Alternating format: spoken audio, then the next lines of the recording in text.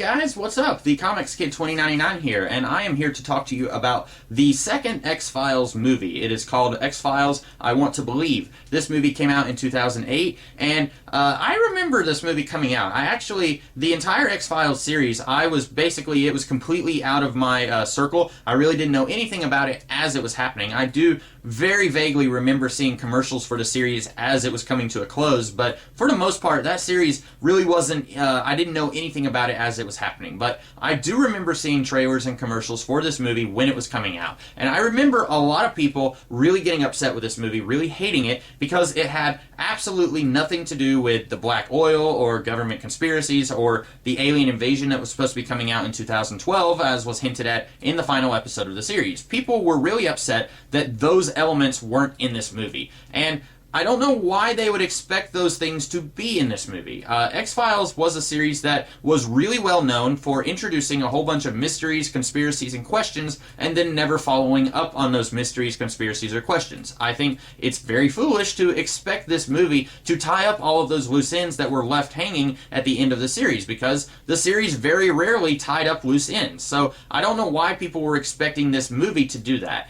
Having said that, after watching the entire X-Files series and watching this movie, I can kind of see why people were upset, because the series did leave a lot of loose ends out there, and I think this would have been made okay if we had gotten multiple X-Files movies. As is, we only had one movie during the course of the series, and it was very heavily tied to the mythology of the series, and I know for a fact that there are people out there who watched that movie who weren't really watching the TV show, and they were very confused. I've heard of at least one person who said that they had that experience. And then you had just one movie after the series ended. I think if they had had 2 or 3 movies after the series ended, you could have gotten away with this. You could have had a couple of movies that touched on the mythos and kind of built on the mythos and worked towards this big alien invasion coming at the end of 2012, and then you could have had a movie like this that doesn't have anything to do with the mythology of the series, and I think everyone would have been happy. You would have been able to have had your cake and eat it too. You can have a movie for people who really don't care about the series, The X-Files, and they just want to watch a fun science fiction movie, and then you can have your movies for people who were really invested in The X-Files and they want to see all these questions that were set up in the series get answered. Unfortunately, we didn't have that. We had one movie after the series ended, and it doesn't set out to answer any of these questions that were set up in the series.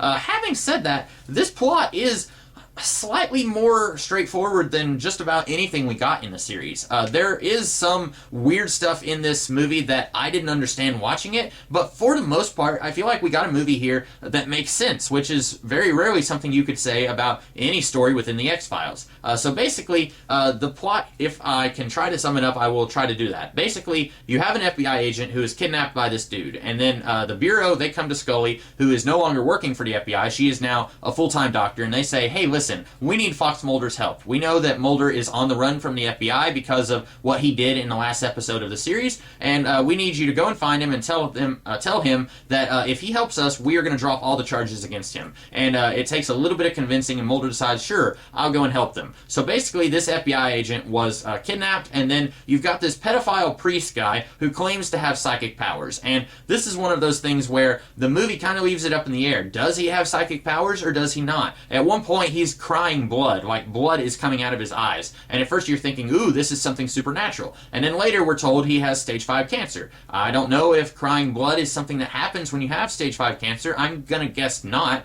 So I'm assuming this character actually does have telepathy, but at different points, all of our other characters in this movie have doubts about this guy. At one point, every character in this movie doubts that he actually is a psychic. But Mulder is finally brought in by Scully, and we have these 2 other agents who are in the FBI, and we've got one woman, she's sort of kind of like Mulder. She at least wants to believe in the paranormal and stuff, and she is really the big reason why Mulder is being brought in on this case. And then you've got her partner, who doesn't seem to believe in anything, and it's kind of sort of a parallel between Mulder and Scully. And my big problem with this was, I don't understand why Mulder is brought in. Yes, his insights kind of helps crack the case open.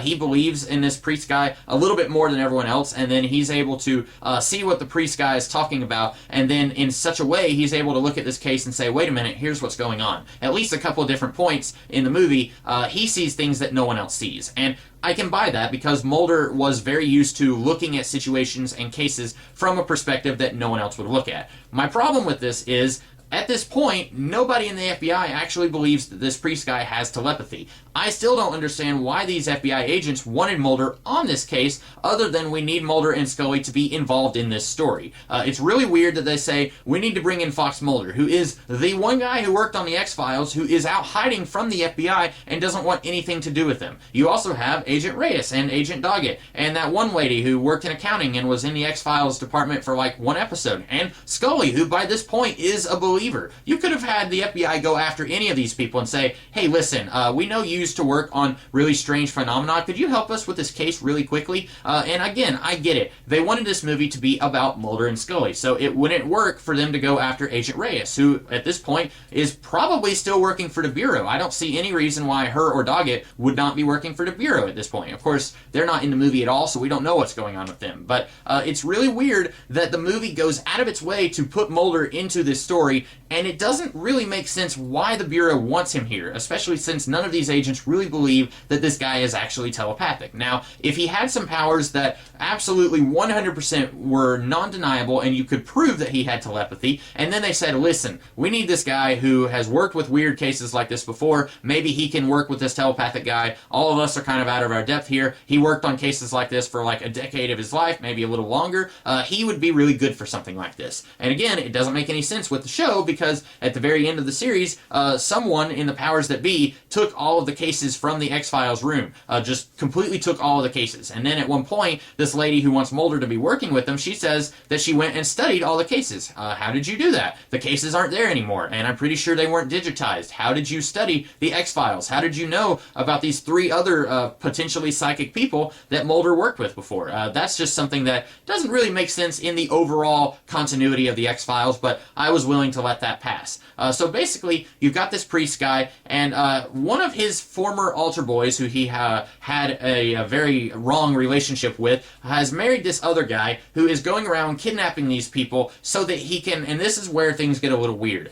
I was under the impression that this guy is going around stealing organs and kidnapping people so that he can save his husband's life, because his husband is dying of something. I'm pretty sure at one point they said that the former altar boy had cancer, and he died at the exact same time that the priest died. I think that the guy who's going around kidnapping people and taking their organs was trying to save his husband. That would have made a lot of sense. It would have been a very straightforward plot, and it wouldn't have needed to have been needlessly weird or creepy. But this movie kind of wants to go in a Frankenstein slash Reanimator slash almost Human Centipede direction, and so this guy who is going around killing people, he is cutting off people's heads and reattaching them to other bodies. I don't know why. I don't know why he has cut off this woman's head and is putting it on his husband's body. It's really weird and gross, and I don't understand it. I don't think it's ever explained why he wants to do this, other than this is the X-Files. We have to show something really weird and creepy. So he's cutting off limbs and heads and reattaching them onto other bodies. Maybe he was afraid that his husband, maybe the cancer was in the brain, and so he wanted to put a different head on his husband's body so he could keep living. I don't really understand how that would work. Would it still be your husband if it's a different, physically, a different brain on the body? I don't understand. That was something that maybe I would have to go and read the Wikipedia article and figure out what it is that I don't understand about this movie, because that was just really weird, kind of came out of left field. I feel like you could have had this exact same movie and just have the guy trying to take, like, let's say, livers or organs, something like that, and then put them in his husband's body, and his husband is like 3 years on the waiting list, but he's going to die in 2 months, so he has to do this illegally. Something like that, I think, would have worked, and you wouldn't have had to have had these really weird, he's reattaching a head on a different body. That was just something that kind of, in my opinion, came out of nowhere. And it's very possible that I just don't understand, and that the movie did explain it at some point, but I don't think that it did. And then you've also got Mulder and Scully's relationship in this movie, which is very frustrating if you're like me and you watch the series just to see Mulder and Scully eventually go from being partners who don't really like each other to being partners who trust each other to being people who actually really like each other to being people who were romantically involved. That was the journey that I wanted to see these characters go on in this series, and then they never went on that journey in the series. It just took them from being partners who don't really like each other to being partners who trust each other, then suddenly out of nowhere they have romantic feelings for each other that is never ever explored. And then in the movie, I'm still not sure what's going on. I'm not sure if Mulder has been out hiding for years and then Scully comes to find him because the FBI needs to talk to him and this is the first time she's seen him since the end of the series, or if she's been living with him this entire time and she's just pretending like she doesn't know where he is when the FBI comes and asks her, hey, we need to talk to Mulder. I'm not really sure. At one point, we see them in the same bed together, so I don't know if they've been in a relationship this entire time since the series ended, or if she just met him for the first time in several years in this movie, and then in this movie, they started sleeping together again. I'm not really sure. And then, over the course of this movie, they both decide that they can't be with each other, and this is really weird. I don't actually understand why they can't be with each other. Scully says that she doesn't like the person that Mulder becomes whenever he is staring into the darkness. That doesn't make any sense, because she was working with him for like 7 years while he was staring into the darkness, and then later she says that his optimism is what made her fall in love with him. Okay, you were working with him for 7 years while he was staring into the darkness, and you fell in love with him at some point over the course of that time, yes? It doesn't make any sense that all of a sudden you have to break up with him because he's working on this case and he refuses to leave this case alone. That's really weird. Now, maybe you could have made this work. If you absolutely feel like you have to end this movie with these two breaking up with each other, maybe you could have made it work if you say that Mulder is going to get himself hurt, and Scully does not want to see him get hurt, and she says, if you keep doing this, you are going to get yourself hurt, possibly killed, and he almost does die in this movie. And then Scully says, I don't want to see that happen. I have to break up with you. I can't watch you get yourself killed. I'm going to go back to being a doctor. Now, admittedly, we know how stubborn Mulder is. He would have kept doing it anyway, and then he would have still gotten himself killed, and then Scully wouldn't have been there to protect him. It would have made more sense for her to just stick by his side, and then when he does something stupid and reckless, then she could at least be there to save his butt. That doesn't happen.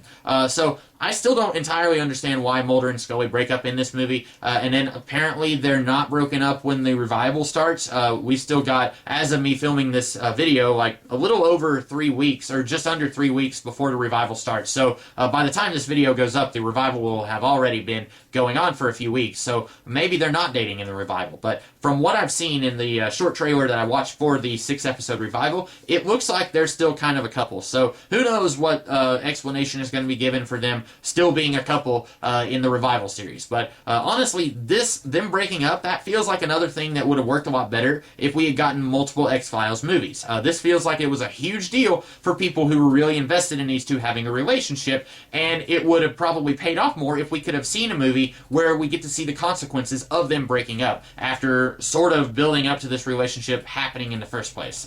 Overall, do I like this movie? Not really. I like the idea of it kind of being a clean break from the suckfest that was the series The X-Files. I like that they don't have to tie it in with all this stuff that doesn't make any sense at all within the context of the series. I just wish that the movie that we had gotten had been a little bit better, and I wish that for the people who did want to see stuff tied in with the series The X-Files, we could have had multiple stories that kind of address those problems and address those things that weren't ever addressed when the series ended. But maybe we'll get that in the revival series. So for now, that is all of the X-Files that is out there on the TV world. The next X-Files video you will be seeing me do, I will be reviewing the 6-episode revival series. And by the time this video goes up, that revival will probably be almost over with. So then you'll be seeing a review of it very soon. So in the meantime, you guys have a great rest of the day, and I will catch you later. Have a good one.